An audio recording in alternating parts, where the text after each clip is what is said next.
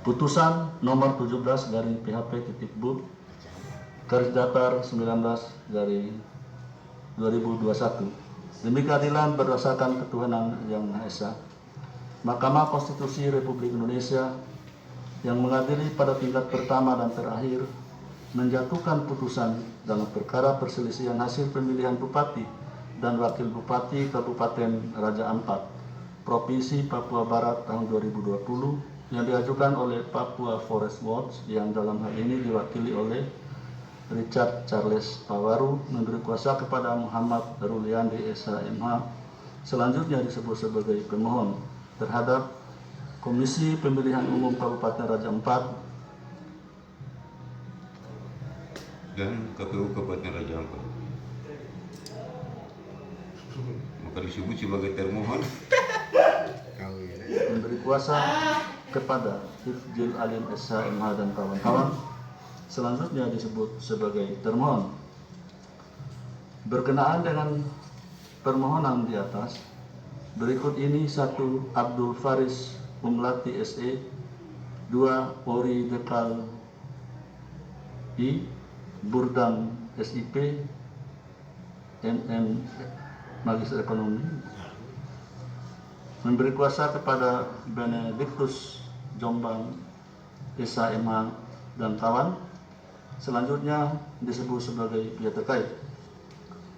Membaca permohonan pemohon, mendengar keterangan pemohon, membaca dan mendengar jawaban termohon, membaca dan mendengar keterangan pihak terkait, membaca dan mendengar keterangan Raja Badan Pengawas Pemilihan Umum Kabupaten Raja Ampat, memeriksa bukti-bukti pemohon termohon pihak terkait dan Bawaslu, duduk perkara dan seterusnya dianggap dibacakan.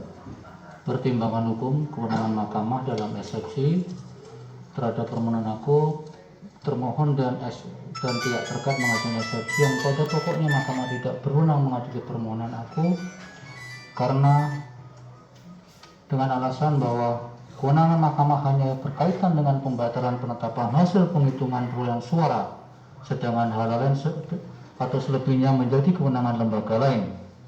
Terhadap eksepsi tersebut setelah dicermati bahwa objek permohonan ternyata adalah berkaitan dengan hal-hal penetapan hasil perolehan suara dan pembatalan SK atau surat keputusan Komisi Pemilihan Umum Kabupaten Raja Ampat nomor 75 dan seterusnya. Oleh karena itu mahkamah berpendapat bahwa mahkamah berwenang mengadili permohonan aku dan eksepsi termohon dan pihak terkait tidak beralasan menurut hukum.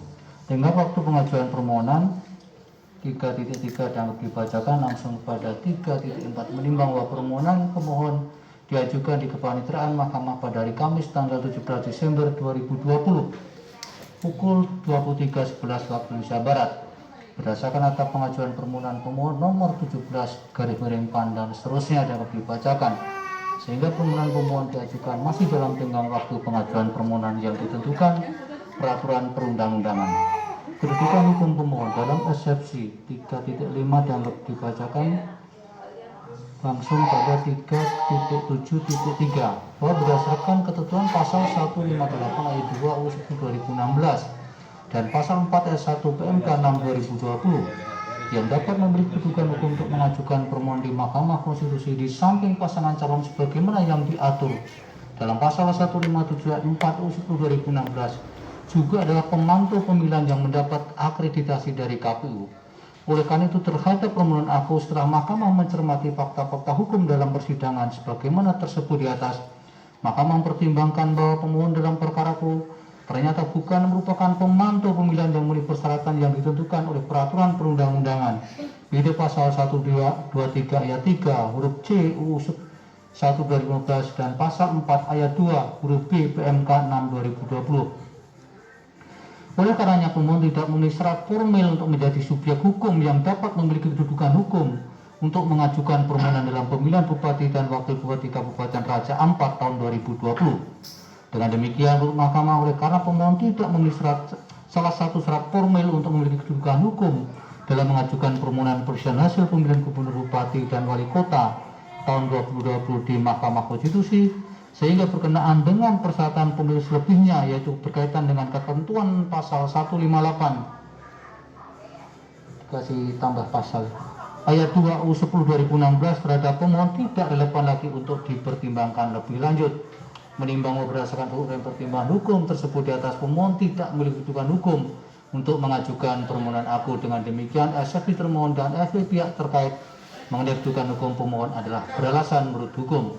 Menimbang bahwa karena SFI termohon dan SFI pihak terkait mengenai kedudukan hukum pemohon beralasan menurut hukum, maka SFI lain dari termohon pihak terkait dan pokok permohonan serta hal-hal lain tidak dipertimbangkan. Konklusi, berdasarkan penilaian atas fakta dan hukum sebagaimana diuraikan di atas, Mahkamah berkesimpulan: 1. Mahkamah berwenang mengadili permohonan aku. 2. Permohonan pemohon diajukan masih dalam tenggang waktu yang ditentukan peraturan perundang-undangan. 3. Eksepsi termohon dan eksepsi pihak terkait mengenai kedudukan hukum pemohon beralasan menurut hukum. 4. Pemohon tidak memiliki kedudukan hukum untuk mengajukan permohonan aku. 5. Pokok permohonan serta eksepsi lain dari termohon dan pihak terkait serta hal-hal lain tidak dipertimbangkan. Berdasarkan Undang-Undang Nomor 24 Tahun 2003 tentang Mahkamah Konstitusi dan seterusnya, amar putusan mengadili dalam eksepsi 1 menyatakan eksepsi termohon dan eksepsi pihak terkait mengenai kedudukan hukum pemohon beralasan menurut hukum. 2. Menyatakan pemohon tidak memiliki kedudukan hukum untuk mengajukan permohonan aku. Dalam pokok permohonan menyatakan permohonan pemohon tidak dapat diterima.